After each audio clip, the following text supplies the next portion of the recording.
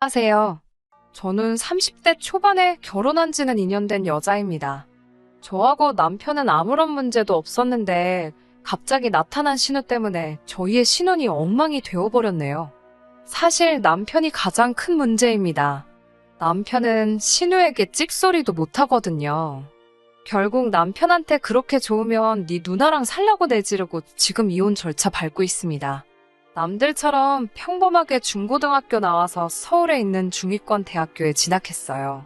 원래는 광고 홍보를 전공한 만큼 마케팅 쪽에서 일하고 싶었지만 말처럼 쉽지 않더라고요. 1년의 구직 활동 끝에 결국 서울에 있는 중견기업에 들어갔습니다. 하고 싶었던 마케팅 부서는 아니었지만요. 부모님에게 도움받지 않고 스스로 벌어서 제 인생을 만들어 갈 수 있다는 게 정말 기뻤습니다. 회사에서 인정받고 싶어 일을 열심히 했어요. 그리고 연애하는데 큰 관심도 없었습니다. 그렇게 회사와 집만 오가는 일상을 반복하고 살다 보니 어느새 제 나이가 29이더라고요. 친정 부모님은 이제 슬슬 좋은 사람 있으면 만나보라고 말씀하셨고 저 역시 친한 친구들이 하나 둘 결혼한다고 하자 조바심도 들었어요. 그렇지만 갑자기 어디서 어떻게 사람을 만나야 할지 모르겠더라고요. 그러던 어느 날 회사 동기가 소개팅 한번 해보지 않겠냐고 묻더라고요. 인위적으로 사람을 만나는 걸 좋아하지 않는 편이었지만 웬일인지 그때는 한번 나가보고 싶었습니다. 그렇게 지금의 남편을 만나게 되었네요. 사실 사진만 봤을 때는 제 타입도 아니고 해서 큰 기대는 없었는데 막상 만나보니 말도 잘 통하고 다정한 사람이더라고요. 저보다 3살이 많았던 남편은 저처럼 중견기업 인사팀을 다니고 있었어요. 만남이 거듭될수록 서로 취향도 비슷하고 같이 있으면 즐거워서 어느 순간부터 당연하게 결혼에 대해서 이야기를 나누게 되더라고요. 그러면서 알게 된 몇 가지가 일단 남편에게는 은퇴하신 부모님이 계시다는 거였어요. 2년 전에 두 분 다 은퇴를 하시고 지금은 나라에서 나오는 연금으로 생활하신다고 했습니다. 지금 거주하시는 집 한 채가 전 재산이라서 걱정이라고도 했어요. 그리고 남편에게는 5살 차이 나는 시집간 누나가 한 명 있었고요. 결혼한 누나를 빼고 세 가족이 한 집에서 살고 있었습니다. 제 경우 친정 부모님은 서울에서 곱창집을 하고 계셨어요. 작지만 오래된 곳이라 단골 손님도 많고 입소문도 많이 나서 장사는 늘 잘 되는 곳이에요. 그곳에서 번 돈으로 저도 키우시고 작은 아파트와 상가도 마련하셨어요. 제가 직장을 갖기 전까지는 부모님과 같이 살았지만 돈을 벌기 시작하면서 독립을 했어요. 부모님께서 전세로 작은 아파트를 하나 얻어주셨거든요. 사귄 지 1년이 좀 지났을 무렵 남편이 이제 더는 시간 끌지 말고 같이 살자며 저에게 프로포즈를 해왔어요. 저도 결혼하면 이 사람이랑 하겠구나라는 생각이 있었기 때문에 기쁜 마음으로 좋다고 대답했습니다. 하지만 결혼은 현실이라는 게 결혼 준비를 시작하기가 무섭게 실감나더라고요. 본격적으로 결혼 이야기가 오가기 시작하면서 돈에 관해 이야기를 할 수밖에 없었습니다. 저는 전세 보증금 1억과 제가 따로 모아둔 돈 2천 정도가 있었어요. 반면에 남편은 모아둔 돈이라곤 천이 전부였어요. 남편 말에 의하면 월급이 들어오면 늘 절반 정도는 시부모님께 드렸었다고 해요. 그럼 그 돈으로 시부모님께서 생활비도 하고 신우도 좀 쓰고 그랬다고요. 그 이야기를 듣고 제가 깜짝 놀라서 왜 시집간 누나까지 남편 돈을 쓰냐고 물었습니다. 그러자 남편 말이 자기 매형이 엄청나게 짠돌이라고 하더군요. 반면에 신우는 어려서부터 절약을 모르고 살던 사람이고요. 그러다 보니 신우가 시부모님한테 자주 손을 벌린다 했어요. 그때만 해도 결혼식을 올리기도 전이었으니까 제가 남편한테 돈을 주라 주지 마라 그런 소리는 하기가 어려웠어요. 하지만 마음 한구석에서 당연히 걱정은 되었죠. 그래서 남편에게 결혼하고 나서는 좀 줄일 거지라고 돌려서 물었어요. 다행히 남편은 당연하다며 걱정하지 말라고 하더라고요. 저는 그 말을 정말 철석같이 믿었습니다. 그리고 바보 같지만 솔직히 그때 저희 친정부모님이 한쪽이 너무 기우는 결혼은 하지 않는 게 좋다고 몇 번이고 말씀하셨거든요. 하지만 저는 돈이야 있는 사람이 좀 더 쓰면 된다고 쉽게 생각했습니다. 순진하게도 남편도 저도 직장에 있으니 결혼하면 모든 게 다 안정을 찾을 거라고 믿었고요. 결혼 이야기가 본격적으로 나오면서 시댁에 가게 되었어요. 처음으로 시부모님께 정식으로 인사를 드리러 간 날이었습니다. 가족이 될 사람들이니 잘 보이고 싶은 마음으로 꽃바구니와 케이크를 사서 갔어요. 그런데 집에 들어서면서 깜짝 놀라고 말았습니다. 남편이 시부모님께서 집 한 채를 소유하고 계시다고 했을 때 저는 왜 당연히 아파트라고 생각했을까요? 사실 연애하는 동안 항상 제 아파트에서 데이트를 했지 남편이 사는 곳엔 와본 적이 없었거든요. 그래서 더 깜짝 놀랐어요. 남편은 반지하에 살고 있었거든요. 반지하에 사는 게 나쁜 건 물론 아니지만 그래도 생각지 못했던 곳이라 당황스러웠어요. 저를 더 당황스럽게 만들었던 건 신우도 와 있었다는 거예요. 시부모님과도 처음 만나는 자리였는데 신우까지 와 있으니 긴장이 되더라고요. 신우는 저를 위아래로 훑어보며 들어오라고 하더라고요. 그때만 해도 뭐 처음 보는 사이니까 자기도 모르게 훑어봤을 수도 있지라고 생각했어요.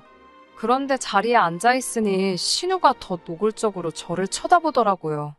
보다 못한 시부모님이 네 올케 뚫어지겠다며 그만 쳐다보라고 할 정도였으니까요.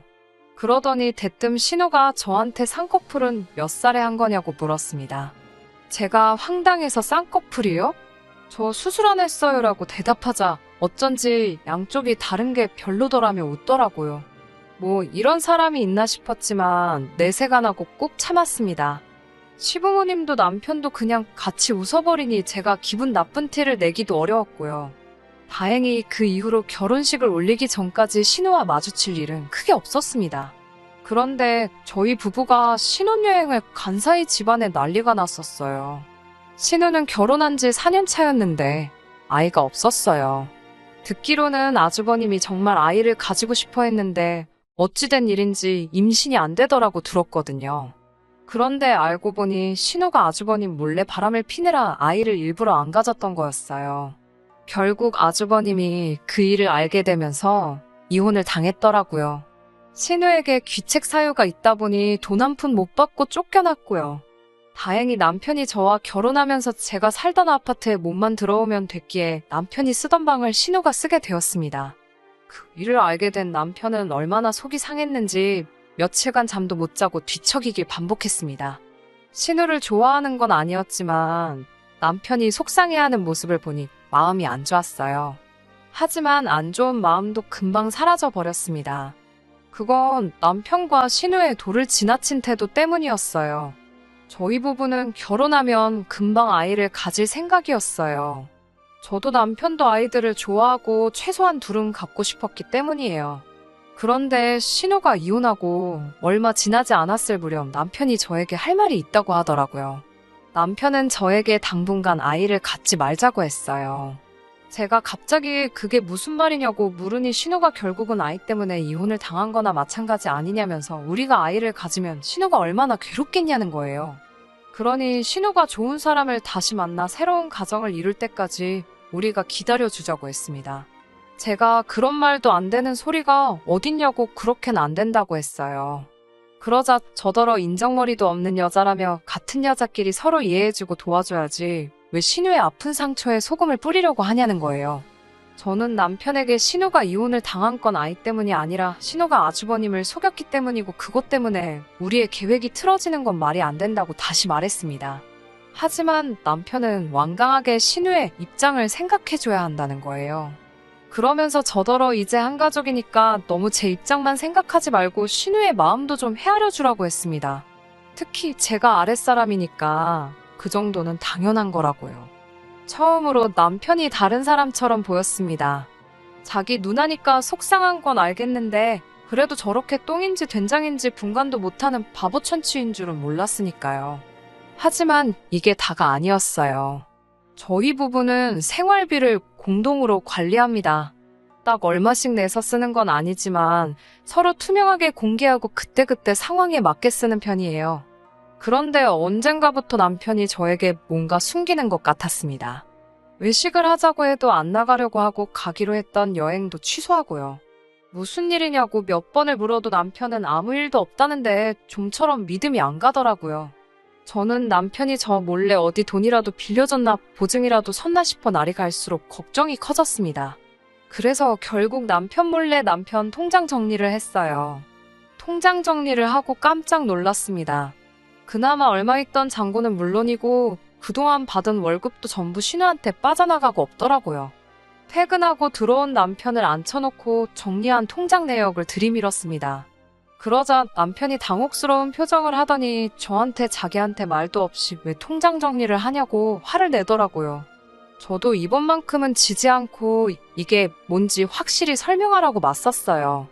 남편은 제대로 저를 설득하려는 노력조차 해보지 않고 자기가 자기 돈자기 누나주는데 뭐가 문제냐며 저더러 짜증난다고 소리를 치더라고요.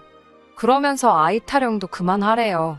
아이를 갖고 싶은 게 아니라 그게 하고 싶어서 그런 거 아니냐면서 저더러 너무 밝힌다고 더럽다는 거예요. 어떻게 자기 아이의 엄마가 될 여자한테 그런 말을 할 수 있는지 충격에 거의 쓰러질 뻔했습니다. 하지만 저도 더러운 걸로 치면 네 누나가 더 더럽다고 저 발 닦는 수건보다 더 더럽다고 한마디 해줬어요. 순간 제가 TV 옆에 기대놓은 골프채가 눈에 띄더라고요. 제가 종종 집에서 자세 연습을 할 때 쓰던 건데 이렇게 쓸 줄은 몰랐습니다.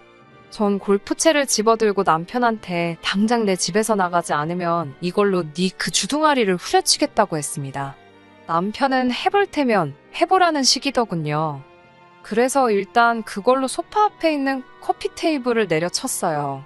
그러자 남편도 제가 장난이 아니라는 걸 알았는지 아니면 정신이 든 건지 저더러 뭐하냐고 미쳤냐며 내려놓으라고 하더군요. 제가 내가 너 패고 껌값 물어주고 만다고 얻어터지기 싫으면 당장 짐 싸서 내 집에서 나가라고 소리를 질렀습니다. 그러자 남편도 상황 파악이 된 건지 자기가 잠깐 정신이 나갔던 것 같다고 제가 하라는 대로 할 테니 그만하라고 안절부절 못하더라고요. 남편의 그런 모습을 보니 얼마나 한심하던지요. 제가 다시 한번 골프채를 휘두르며 내가 이거 들고 니네 집에 쫓아가야 정신 차리겠냐고 하자 남편은 거의 울다시피 하며 대충 집을 챙겨 나가더라고요. 그런 남편 뒤통수에다 대고 그렇게 신우가 안쓰러워 죽겠으면 네가 옆에 끼고 먹여 살리라고 악다구니를 썼습니다. 한두 시간 지났을 무렵 신우한테 전화가 왔습니다. 그러더니 저에게 미친 어쩌고 하면서 욕을 하더라고요. 그래서 저도 남자의 환장에서 쫓겨난 주제가 어디다 대고 떠드냐고 가서 평생 다른 남자들 첩질이나 하라고 했네요. 살면서 그렇게 험한 소리를 해보기는 또 처음이라 저도 심장이 터지는 줄 알았어요.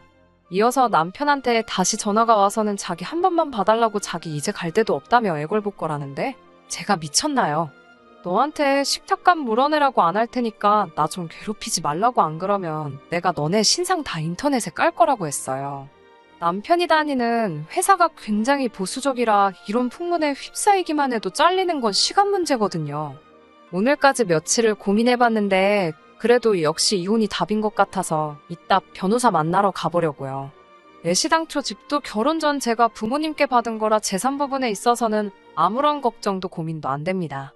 단 한 가지 아쉬운 건 남편 한 대 시원하게 치지 못한 것뿐이네요.